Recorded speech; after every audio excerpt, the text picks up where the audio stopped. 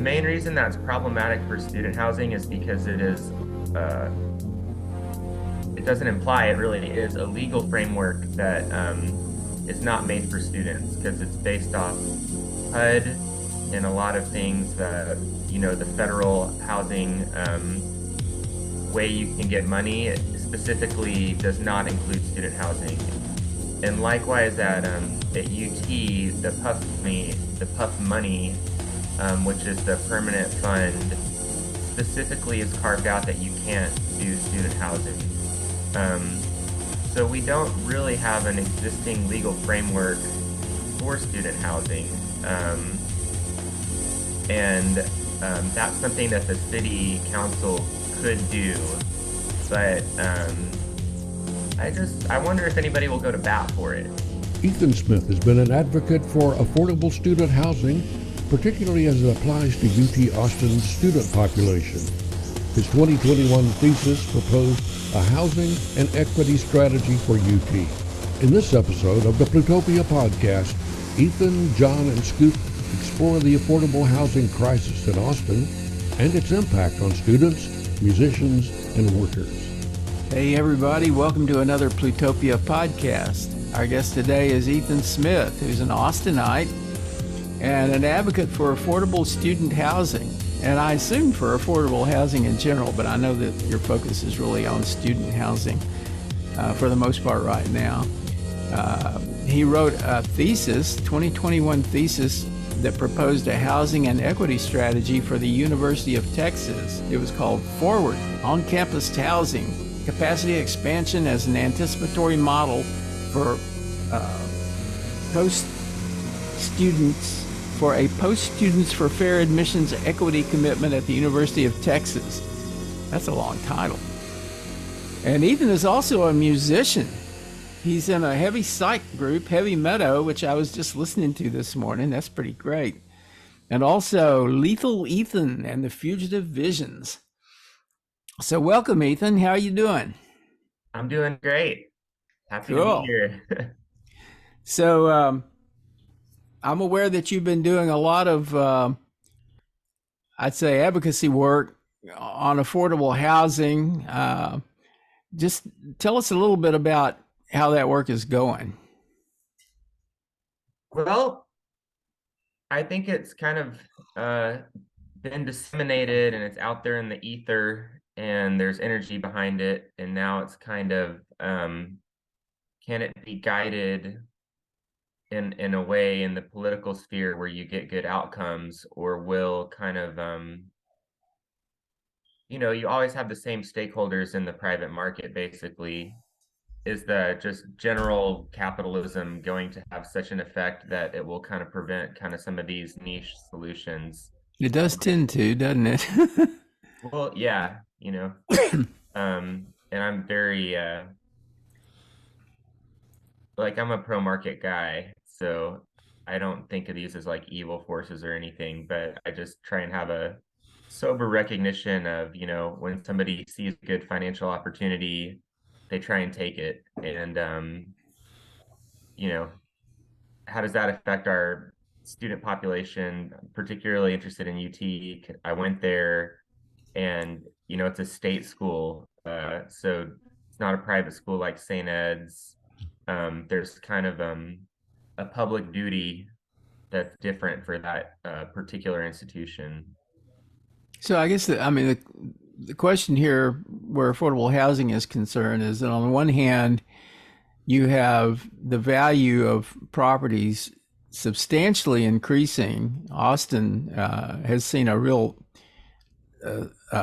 powerful appreciation of the value of land and property, housing. So you got that on the one hand, and then on the other hand, you have a group of people. It's not just students, but there are many people who can barely afford rents and can certainly not afford to buy a house. But they, in the case of students, are sort of trapped in that they have to live close to the university in order to get their education. So the question is, how do you get affordable housing for them given the value of the properties in that area. Well, I would say that students don't have to live close to the university, but that the quality of their education will be impacted, by how much they can focus on school. And, if you have a hour commute each way versus you're waking up on campus, that's a big difference. That adds up over 4 years. The amount of work you could have gotten done at that time you spent commuting adds up. Um, and then you have grad students, which is different because the undergrad experience, the kind of college life experience, meeting your lifelong friends is like a really important part of a undergrad experience. And grad students are a little older. They're more kind of in the books kind of thing. It's not is location dependent. You can build grad student housing farther away and still be all right. So what the city did, really over the last 20 years is they uh, created this density bonus section of West Campus turned into the university neighborhood overlay. So everything that develops there is not really in according to the zoning. It's this optional thing that it just so happens everybody opts into this optional thing, and that's pretty much what it was designed to do. And it's been amended by city council, I want to say 7 times in the past 20 years, and I think they're going to look at it again. And what my hope is that they will kind of do a retrospective, because real estate marketing folks will uh, who are aware of the large profits being made in this neighborhood are going to kind of say, hey, this is great. We should continue. We should expand same way we've done. It's been such a successful policy. We're building so much affordable housing, which is a semi-synonymous term with income restricted housing, which is the main reason that's problematic for student housing is because it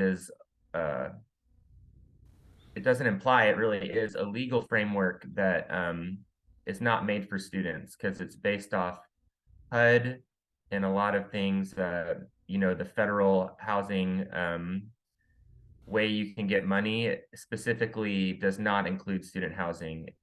And likewise at UT, the PUF money, which is the permanent fund, specifically is carved out that you can't do student housing.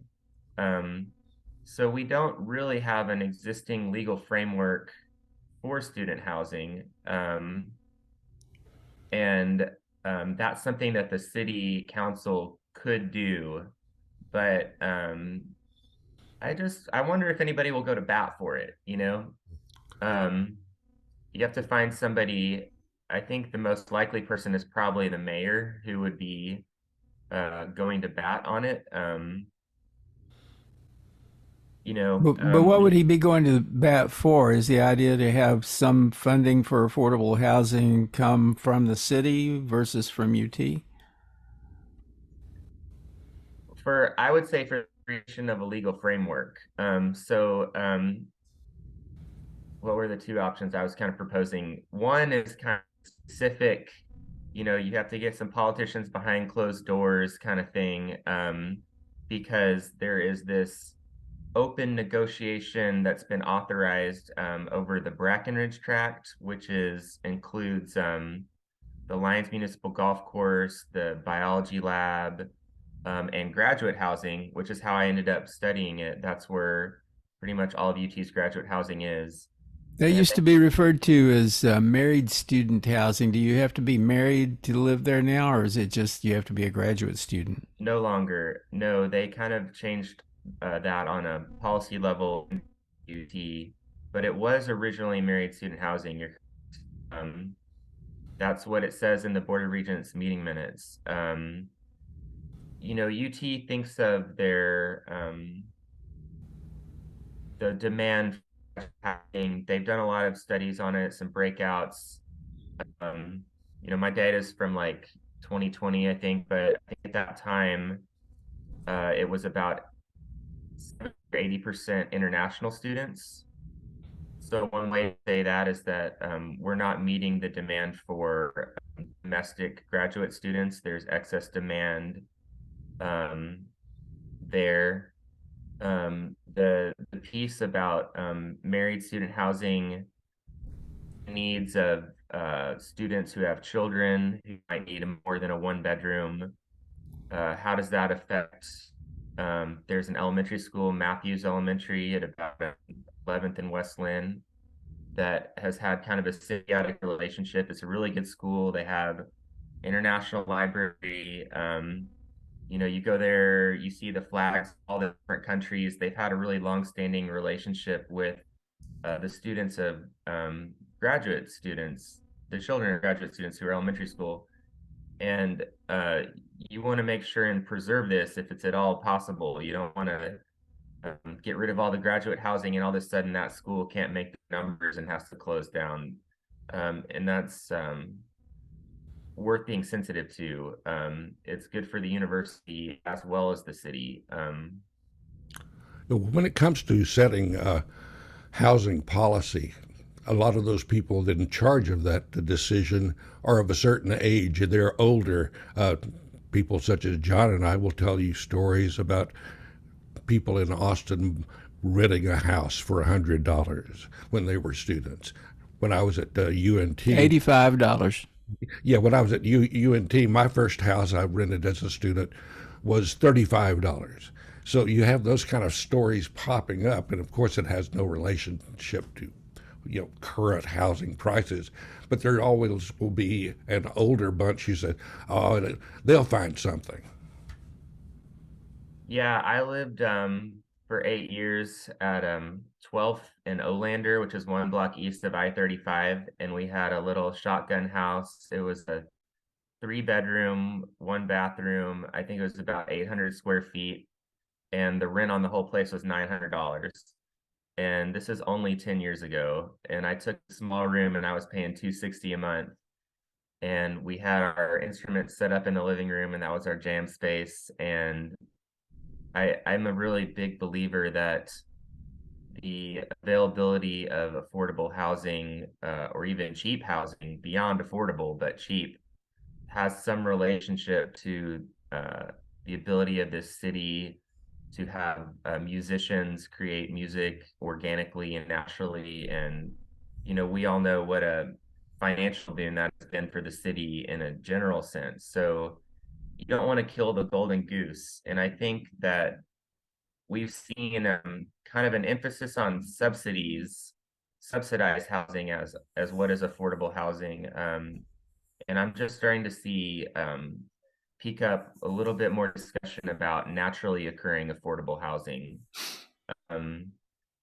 because it's kind of like there's two kind of problems, which is one, you have to think, can you subsidize your way out of a supply and demand problem? So I like a lot of the things the city is doing in terms of they're trying to speed the process along for developers. But the rhetoric doesn't really match up, because people will say, we're trying to speed up things for developers because if it's speedier for them, it's cheaper for them, and they'll pass the savings to the consumers. And I don't buy that at all. I think that they'll just pocket the difference. The good thing about speeding up the process is that you can address the supply and demand imbalance better, more efficiently. The market will.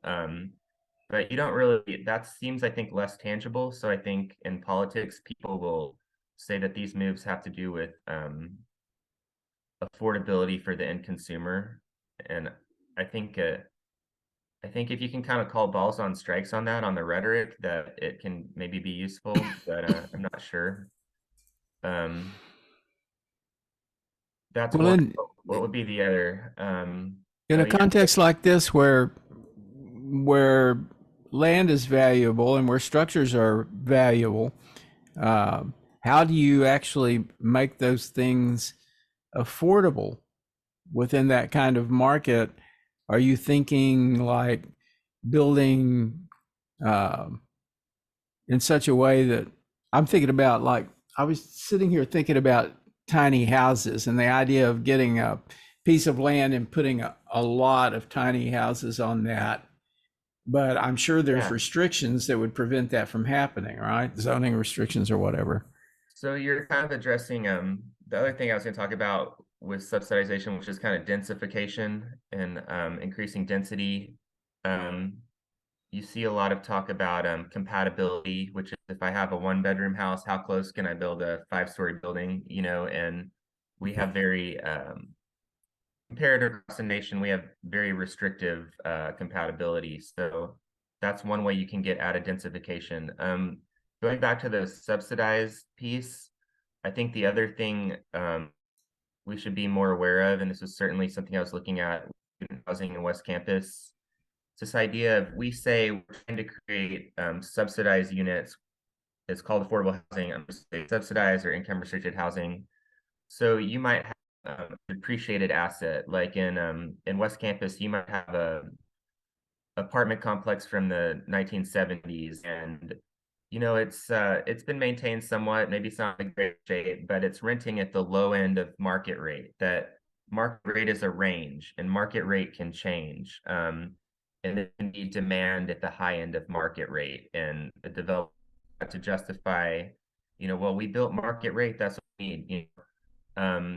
But you can actually create demand, which is kind of a fundamental tenet of capitalism and I think kind of real estate when you're talking about entire markets, is that you can make a neighborhood nicer, something like that. Like so the problems with West Campus is you'll have like a building that has maybe 20 units that are these depreciated 1970s units, and because with this overlay and eschewing the zoning process, um, which was really done about 20 years ago, they'll build something new that's at the high end of market rate with 10% of the units as income restricted housing. But nobody's really kept track of how many units that were naturally occurring at a lower rent have we lost in this process. And that's something that I think is really important for the city to try and gather data on. And then also something I would love to see is a side-by-side comparison. If by the time your income restricted unit comes on the ground, it's renting for $1,000 a month, but the building you just destroyed was renting at $700 a month, you're putting up a slide behind you at city council saying we built 20 affordable units, but you actually destroyed 20 units at a lower rate, built 20 units at a more expensive, called them affordable housing, and then there's an additional 200 units that are at the top end of market rate as a part of that building, and that this is all kind of driving up the price floor of the entire neighborhood. And we have to understand that in order to be able to balance kind of our goals for densification. Because when you have a city that doubles in population every, I think, 20 years, like densification kind of makes sense when Austin's one of the least dense cities of its size. But you also have to be in the year 2023, and cars are going to be electric and self-driving in my lifetime. Some of the environmental impact, greater density buildings are always more environmentally better, but they're always better in terms of energy usage. But if the big one is cars, which is a whole nother topic, in transportation, same arguments of 10, 20 years ago, do they make sense looking forward? Well, on the subject of affordability, the current Texas legislature is making a big deal out of getting money for people to send their kids to private schools or charter schools or something other than the regular public school system. And there never seems to be any concern about, well, what about those kids that would like to be in college but can't afford anything close to what it costs to be a student at UT or basically any other school? Do you think there should be some governmental help from the state as far as affordability. Yeah, I actually think that's the answer. I actually think that's a solution to this whole thing. How can you unwind the massive profits being made in West Campus without adversely affecting the private market? Because you have to do that to get a solution. Everybody's going to be happy, and the state is the only entity with the capital. And I'm extremely hopeful right now. There's a long way to go because the main thing they have to do, going back to my thesis, is they have to build housing. Um, Getting UT to build housing. UT time and time again will create these master plans. It's a long process, a multi-year process. There will be housing on the plan, and then wherever the housing is located will become a prestige project, whether that is the Blanton Museum or the medical school or a new business building or what have you. A donor will come along and say, well, we know you have this master plan, but I got $50 million and I want you to listen to me. And that's part of the institutional personality of UT. My hope is basically stems from the Board of Regents and their involvement and understanding of this issue. And they did something recently that was in my thesis that I kind of feel the need to publicize and make sure people know about. And it has to do with creating a pilot program for money that will offset the cost of living on campus on a needs basis. So they did a lot of work towards tuition. Tuition is free on a needs basis. If your family makes less than $60,000 a year, it's called the Texas Advanced Commitment. And we had this, well, we still have the Dell UT for Me program, which if students meet certain academic markers, they get, I believe, I think it's $5,000 a year that they can use for their general expenses, but that can be used for housing, but it can be used off campus. So one really great thing that they've done with this housing affordability pilot program is that it has to be on campus, because when you create a large bucket of money, one student with an extra $1,000 is one thing, but when you have a program that you're giving thousands of students that amount of money and you're saying, go find housing, and all the housing has been concentrated in this niche market, you can lose efficacy because at some point that additional money is going to raise the price floor in that neighborhood. So you need to have the whole system has to be under the institutional control. And academically speaking, we talk about the benefits of living close to campus versus living on Riverside or in Pflugerville. The data actually shows that the academic benefit comes from living on campus versus off campus, even if you're proximity, that you waking up on campus, going to eat at a campus dining hall, going to your clubs versus, you probably party a little more when you're in West Campus, which is also part of the college experience. But in terms of where you want the institution to place their chips, the idea of on campus. And then the difficult, so now you have, okay, the source of this money is the housing and dining budget, which was running a large profit. So you have a couple good things there. One is that the larger profit you run in housing and dining, that's money that's passed on to students. So they were kind of doing things where they were, we'll charge the students now for our anticipated costs later. We might have some maintenance we need to do on these buildings later or something like that. But that's really not a good setup. And what this does is this kind of any additional profits that will be made internal to that budget, because housing and dining is like athletics in that it's an auxiliary budget. And this goes back to how there's not a legal framework um, for the oil money to be used for student housing.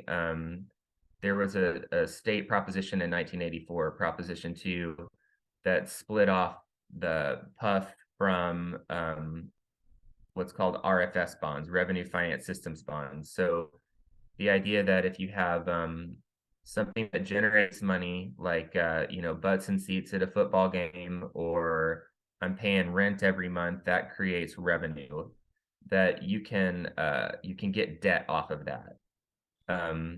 The state can issue debt, and the state has the best debt rating I think you can have. Because we have a lot of money in Texas, fortunately. So yeah, the idea is that now you have a model for an equity commitment. If I know that I build a building on campus and the students that live there are not going to pay what they pay, I can track it to market rate, but there's no property taxes because it's the state, then that should be extremely profitable. That building should be profitable. And now we have a method, we can capture that profit and roll it into this equity commitment. We're taking over $5 million off the top now and redistributing that on a needs basis to offset the cost of housing. And what I would propose to city decision makers is that the actual efficacy of this completely dwarfs anything that they do with income restricted housing. There's no little ways around it. You know what I mean? Like, I'll give you an example that's kind of also in the contemporary discourse here is the idea that AISD is going to use some of their land to build housing for their employees. Well, I have a cousin who is a teacher, and she has been dating a guy for the last couple of years, a great guy, and he's an attorney, but they're not married, but they've lived together for a couple of years. She was looking into it because she's like, hey, this looks like a great deal. She doesn't necessarily need it, but she'd be kind of a fool not to at least look into it. The idea maybe she can live in ASD housing for a good deal. She only makes a teacher salary. So there's a lot of kind of like end arounds, with income restricted housing in West Campus, we saw basically all of them, like it's based on the units, not the people. So that means we can have this income restricted unit that was built as a 1 bedroom, and there's one closet, and we'll just put bunk beds, and we'll just put 2 students there. When we build our building, it'll be the corner unit, the square footage will be smaller. And that with the private market, you will never get the institutional incentive towards student well-being in the way that you will if you're going through UT. Well, you mentioned earlier the students who, for many reasons, have to commute from elsewhere, nowhere near the campus. And there's a move underway in some members of the city council to do away with a lot of on-street parking. And that's a problem for people who don't have access to mass transit. They have to drive in to go to school. And you know what's going to happen when they need parking. Someone's going to have a pay parking facility that will be the only option that they would have available for them. So that's just another squeeze on students that are trying to afford to go to UT. Well, you could expand the UT shuttle to serve those people, but that would restrict them to living in places where the shuttle is accessible. Yeah, I think it's one of the most confusing things to me in city politics is why you have a city council that 10-1 just voted this parking. The parking piece of it doesn't make sense to me why progressives would be so anti-parking And the only conclusion I can come up with, I was telling you I was a musician. I was living in a place where I was paying 260 a month, and that kind of you know, I've worked for $10 an hour. I've worked for $12 an hour. I've worked for $15 an hour. I've worked for $17 an hour. I've worked for $20 an hour. I know how my life was impacted by getting an extra $2 an hour at these increments. And I understand that these policymakers, they must have no background in actually living a lifestyle like that, because their parking rhetoric is going to be very harmful to the people that they're helping. And my only explanation for that is that they just don't know. They just don't have a lived experience. What is the parking policy that's been passed? Well, they said, previously developers were allowed to, they had to have a certain amount of parking for certain buildings. Mm-hmm. And they just said, we're going to just citywide let the private market determine how much parking we need, because we think there's just way too much parking. And by the way, in this, completely unbelievable to me, we want these buildings where there's completely zero parking. So if you want to do a building with zero parking, in the effort of densification, which I think is and then the kind of the state of the moment is this ETOD, this equitable transportation oriented district, which is what they're talking about right now. It's kind of another verse to the land development code thing that got shot down a couple years ago. But they say if you don't have any parking, you don't even have to have handicap parking. So what I don't understand is how you have politicians who will espouse that they are the representatives of values, and I think it's quite regressive to get rid of parking. I can't believe that made it in there. Well, it would make sense in a city that had a robust mass transit system, and that ain't Austin. No, it's aspirational. I mean, I kind of always thought, this has been going on for a while, that they've made it harder and harder, basically, to go downtown and park. And I thought maybe they were trying to, it's sort of like the idea that you can stop the city from growing by failing to build infrastructure to accommodate growth. And that never worked. We just kept growing. And in addition to that, we lacked infrastructure. And this idea that, oh, well, we'll create a more walkable city and get more people on bicycles by making it harder and harder to use automobiles in the city. We make it harder to park the things. And then because we did that, we'll have more mass transit, and we'll have more bicycles, and we'll have more people using alternatives to automobiles. Well, that's not, I mean, that's like putting the cart before the horse, right? Yeah, I think it's interesting that the only place that the city seems to want more parking right now is on top of Zilker Park. I think that's kind of curious. These are kind of like little tells, like to me.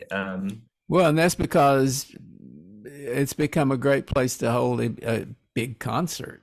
And if you have a big concert, you kind of need to give people a place to park their cars.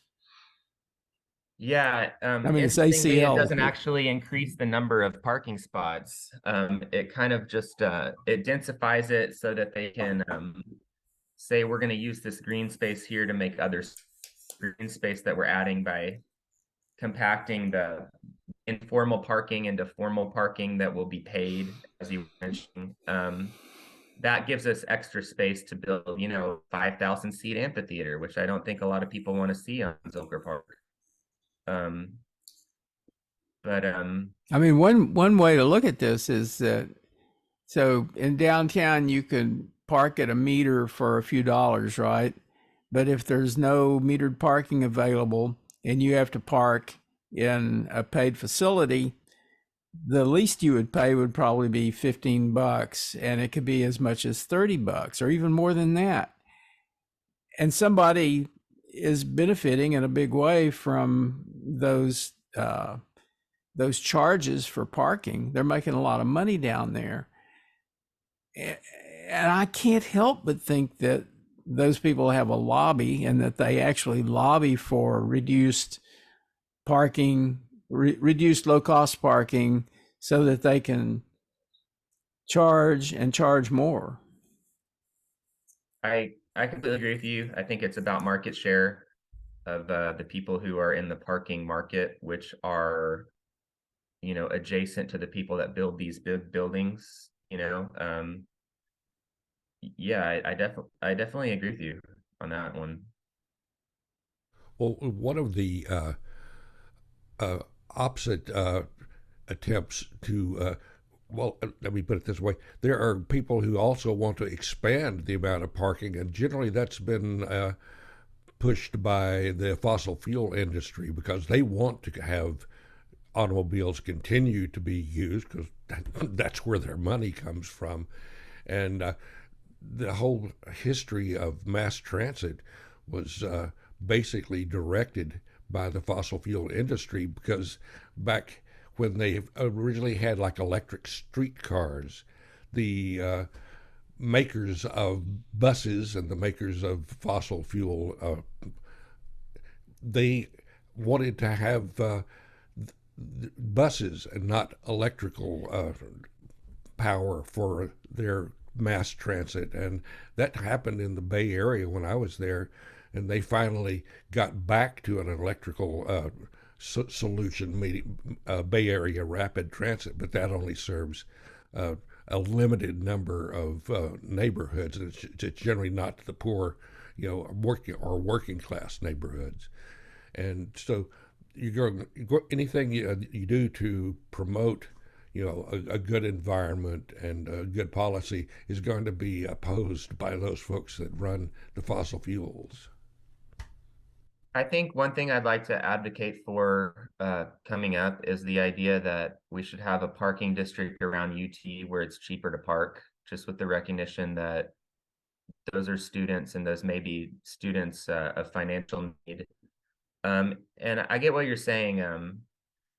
You kind of have to pick a starting point. We're talking about kind of the real estate lobby or the fossil fuels lobby, and these are part of capitalism. And then you have the state through UT. You have a state actor, and that's kind of where I focused my energy, and just with the recognition of all these other things, to just maybe have faith in not in all the policymakers, but maybe if you can find one or two policymakers that you really have faith in, that they know how, they have the acumen to kind of balance all these needs. But to me, like, a question about parking, if I'm thinking about students and I'm thinking about UT, I'm always going to be thinking, what is the impact on students going to be? If you're somebody that's in real estate and you already own parking spots, where you stand is where you sit. You're going to want it to move in that direction. And there's always going to be these powers balanced against each other.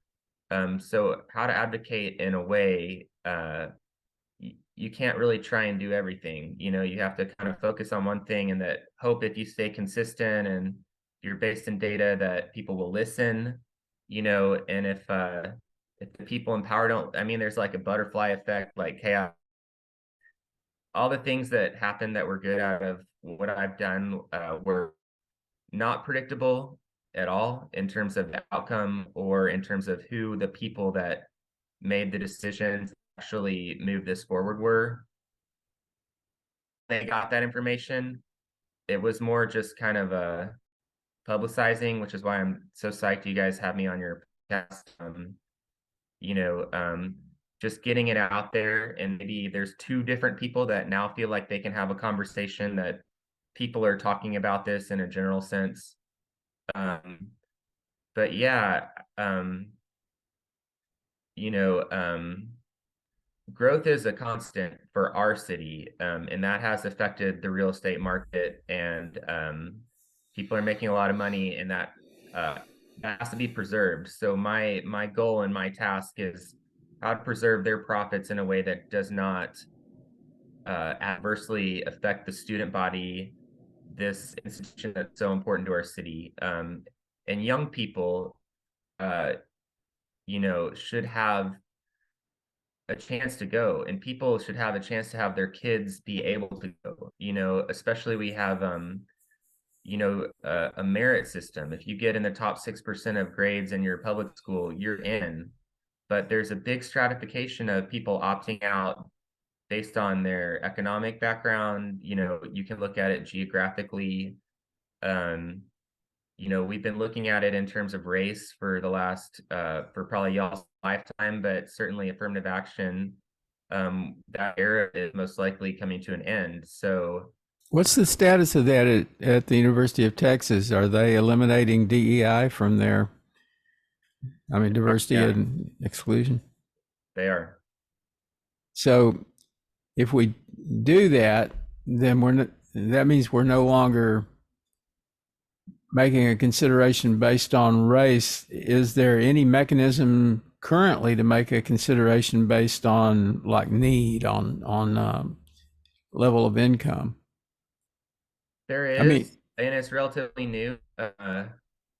Again, going back to the Board of Regents, I believe it was in 2019 that you had the Texas Amendment, just something you have in other schools across the nation where your tuition is waived based on income, to the point where your entire tuition is waived if your parents make below 60,000, and even if they make up to 125,000 a year, I think is the number, you still are getting money back off your tuition. it's sort of like a graduated tuition.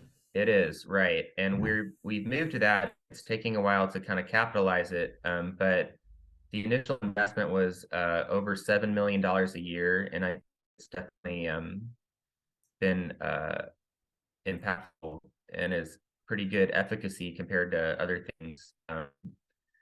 So then in Austin, you saw the problem. Well, people are still self-selecting out because their tuition's free, but they can't pay $1,600 a month for an apartment, so they're going somewhere else. So this is the first baby steps, not just in terms of the amount of money, which is over $5 million a year, which is, for all the fanfare that was rolled out with Texas Advanced Commitment, this and Dell UT for me, this has been a little more tepid. I guess they're trying to see if it's going to work or not. But if you can go after the cost of housing in addition to the cost of tuition, that's going to be all your major expenses. Now you have a way to get to zero where somebody can be like, I'm going to take 15 hours and I'm going to work, on campus or in a restaurant 10, 20 hours a week. And I'm going to be able to do this whole thing without, bad debt. And that's how you're going to get the people that really deserve to go to UT to decide they want to go to UT. That's one big piece of it. But I think they're going to have to go deeper. Oh yeah, the other part of it is they don't have enough beds on campus. They don't have enough what? Beds. They don't have enough Beds. beds for their for their freshman class even. And if this model is really going to work, you have to try and say, what should our total bed count be? Should we be a school that can house all our freshmen and half our sophomores? Now, when you say beds on campus, are you referring mostly to dormitories? Yes, absolutely. Okay, so basically, there's still a bunch of dormitories, and they still have there's some capacity, but the capacity is not equal to the demand. Well, the demand to go to UT will always outstrip the actual number of people at UT, especially nowadays. And it was a little different back in the 80s. Anybody could kind of go. But nowadays, it's very prestigious. It's still considered the best public university in the state, although A&M has changed a lot. And looking forward in the next decades, you have to kind of compare and contrast. Well, their student body is over 70, it's extremely close to 75,000. And they're going to have a larger alumni base. They have a more engaged alumni base. They always have, in a lot of regards. And will state funding, this push and pull, tale as old as time, but they've taken advantage of this fact that they can just grow spatially, and we're a lot more landlocked here in Austin with UT. and land is one of the big needs. If you want to try and, you solve a problem and you run into you think you have a solution, you run into a bigger problem, and you think you have a solution for that, and you run into a bigger problem. At some point, you're going to come to, we need more land, like with UT, like Yeah. whether it's lab space, we're building a 300 million plus engineering building, and I think that they're destroying an engineering building to build this, which if we have more space, maybe we can get it's beneficial at a university if you have buildings that can last 100 years instead of having to tear them down. We're tearing down the Irwin Center, which I think 50 years for a stadium is probably, or an arena is probably normal, but the basketball facility there that we're tearing down is only 20 years old. We've bought Dobie. Going back to parking, the parking garage next to Dobie was a part of that transaction. We paid for parking. We have a need for parking, but it remains to be seen if that will actually stay on the ground or if it will be just something we bought just to tear down. Yeah, there's a certain amount of student parking available at UT, in other words. Mm-hmm. Yeah. I mean, I think part of the problem here, and this is a problem that we've been thinking a lot about, it's not just like at UT or not just in Austin, but as a kind of societal problem, the tendency to think more statistically and more financially, and be focused on financialization, be focused on numbers, and lose the focus on the actual human beings. We have tended to move away from a consideration of humans and human costs, and to think strictly about how things work, like financially, what the levels of efficiency are, like you talk about numbers of beds. Well, every one of those beds takes a human, and you need beds for humans, or you need some way for humans to bed down for the night. But if you're just thinking about the beds and you're not thinking about the humans that are going to be in the beds, then I think you lose something, and I think that it changes the character of the consideration that you're making. And I think that this is especially a problem in contemporary capitalism and in contemporary capitalism. There's I would argue, a higher level of greed and a lower level of humanity in the way it's practiced. And I think that can happen in large, like, educational institutions like the University of Texas too. And it can happen in states and in politics and everywhere. So one question is, how do you bring the human back into all of this? I'm going to give you an extremely radical answer. Good. We like that. Yeah, my biggest takeaway personally from the whole Black Lives Matter movement that happened during the pandemic was that there was something that Black people were feeling experientially, that it was something in their experience. When they say, I don't feel comfortable at UT, this kind of much pillared idea of a microaggression, the idea that somebody just feels slighted. Well, you can't prove it. Well, it's not the job of the state to provide a babysitter zone where you're going to go out here among 50,000 people, and if you feel slighted, we have to cater to that. But that there was something experiential, something being felt, and that people were kind of like, couldn't really put a finger on it, but kind of knew it was there. And I think conservatives also feel this, like at UT, this idea of, well, if I have conservative views, I can't bat my ideas around because I'm going to get my head chopped off, by these people, and it's going to become a brouhaha. And I think that this is kind of the same feeling. This is when we talk about DEI, what does inclusion mean? It means we need an environment where people feel welcome, where all people feel welcome. And that to do this, you have to get these people to interact. on a human level. And to do that, you need the best way to do it is proximity. And that if you build a bunch of housing on campus, the number of overall interactions people will have with each other is going to go way up. Um, just like with you know, humans and people getting together and dating and stuff, the number one thing is proximity, I think. So it's like to make a more welcoming environment, I had one professor say, I was trying to pitch this to him. He's like, yeah, I like a campus with a lot of housing on it. I like it with a lot of dorms on it. It can make financial sense too, because if you have this stratification thing and you rent a bunch of housing at market rate and you're making money, that's good. It may be that the private market are the builders. It may be that the state contracts with private market to build these new buildings. So they're going to do okay. And then you have to market West Campus differently, which is a different topic. But for the private market to still be okay on that side, because if you built so much housing, the fear would be, well, is this going to crash this other market over here that's kind of dominated the market share? And you have to, but I think we have decision makers in place. If you're talking about the Board of Regents, those guys and President Hartzell as well, those guys, I think, know how to handle this without any major adverse effects. Whenever we discuss education funding, the big elephant literally in the room is sports.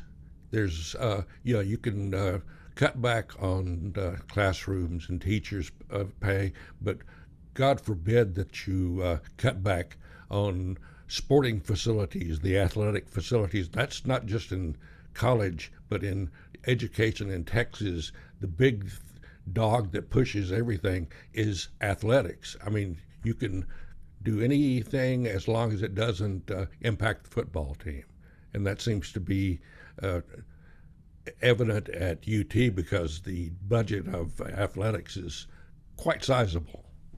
Yeah, and my friend Edwin Bautista, who went to UT, I think he just got his graduate degree in planning or architecture. He just had a really good op-ed in the Chronicle run because UT has just announced that they're going to demolish the School of Social Work to build a second football practice facility. And his background, he cares about a lot of stuff, obviously, but the building is like a historic building. It was built during the Great Depression, and I don't believe that this was in, athletics also has a master plan at UT, and I don't believe this was in their master plan. But the landscape of college athletics has dramatically changed because players can get paid for their marketing value, their name, image, and likeness, and it's an arms race. And UT's always going to be at the forefront of a athletics arm race. That's just, love it or hate it, that's part of the school. And it is, I don't know, it's institutional personality that we have this oversized emphasis on athletics. And, a lot of the athletes are really great students too. And this is another thing about diversity. Because I studied the legal framework, all the affirmative action decisions in my thesis work, going back to the 70s, the Bakke case, which was really heavily related to the school board cases, going back to Brown, and just the whole, what is diversity?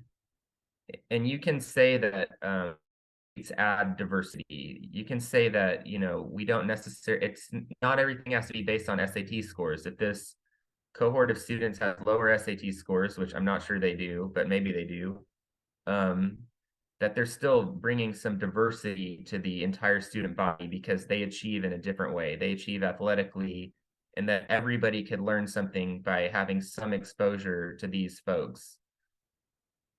Now, at UT, the student experience of a student athlete is in many ways sequestered. They're going to be doing things with their group of friends who are probably all other athletes, playing different sports, but all the athletes are in the same dining hall, which is separate than everybody else, you know.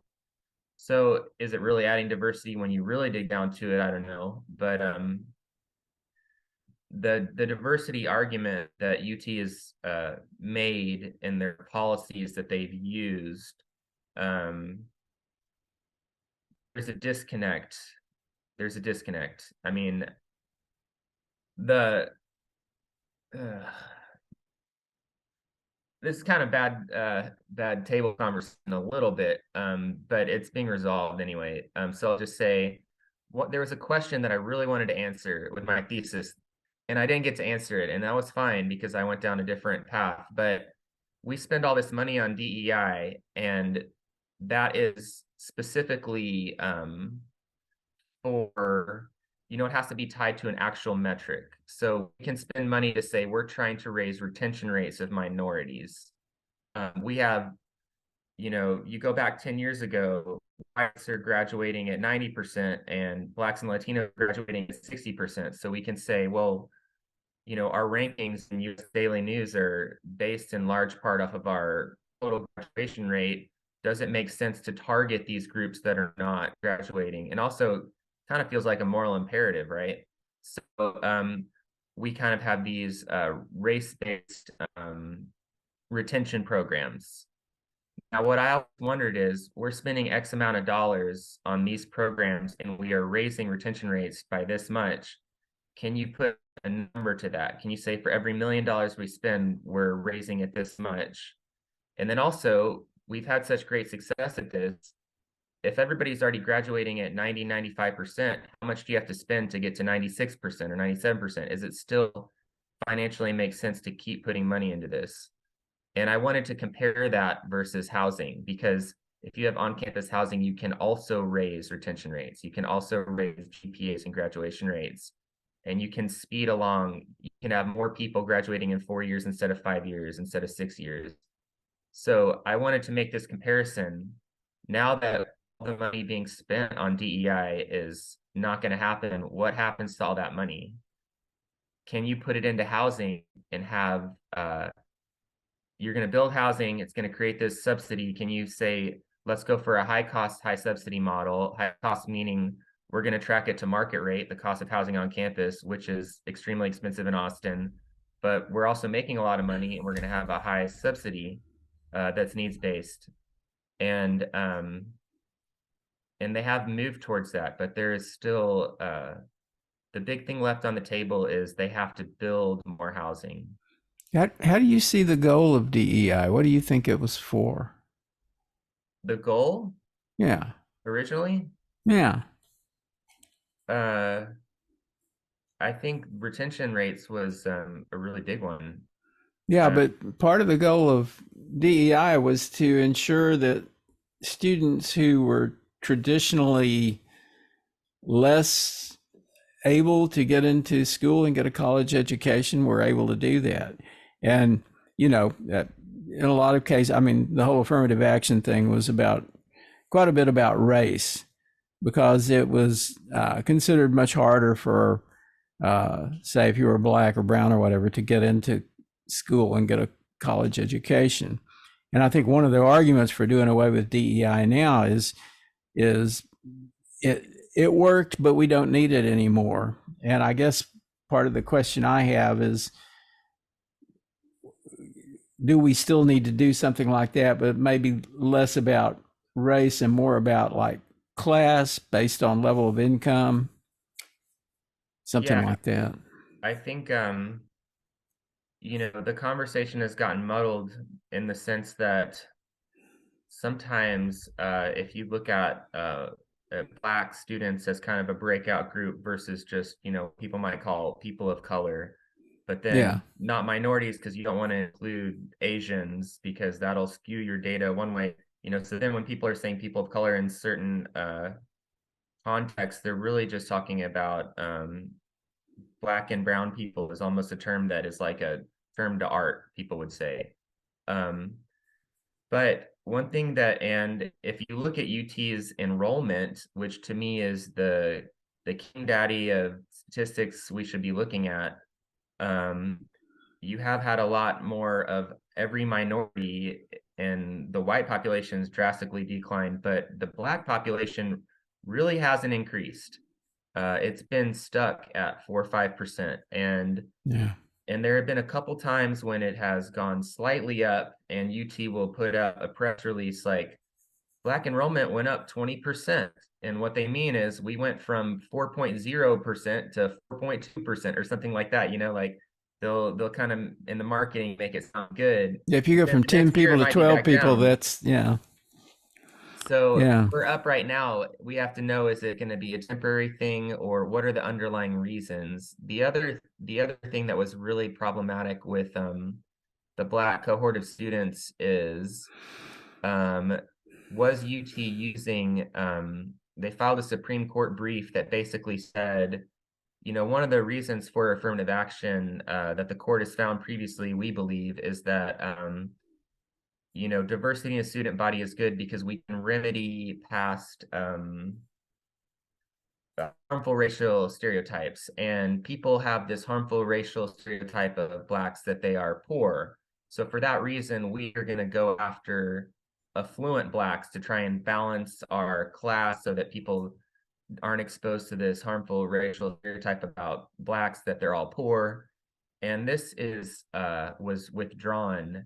And even though because it's a very, very bad legal argument to make, but they still got called out on it. And the Fisher dissent, the Fisher 2 dissent, I think Justice Alito references this and says, this is the Supreme Court. Once there's no take backsies, you said you were doing this, and I have to assume the reason you said you were doing this is because you were doing this.